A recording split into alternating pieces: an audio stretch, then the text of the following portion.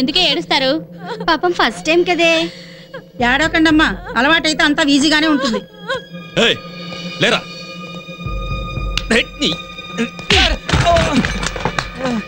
మూతి మీద మీసాలు కూడా లేవు, పెద్ద పోర్టుగలరా మీరు? అమ్మాయిలు కావాల్సి వచ్చారా?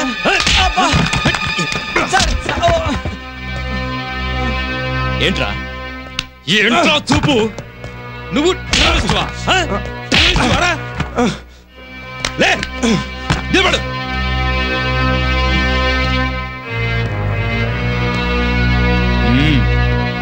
సుబ్బరాజు, ఆ చెత్త గ్యాంగ్ తీసుకెళ్ళు. పదండి. భయపడకండమ్మా, అనుభవం వస్తే ఏమి భయం ఉండదు. పతివ్రతలు ఏం నీతులు చెప్తున్నారే. పదండి. నమస్తే. నమస్తే నమస్తే జీవి గారు, కూర్చోండి. రేయ్, జీవి గారికి ఒక కోకోకోలా తీసుకురా. ఇప్పుడేం వద్దు, అర్జెంట్ గా వెళ్ళాలి.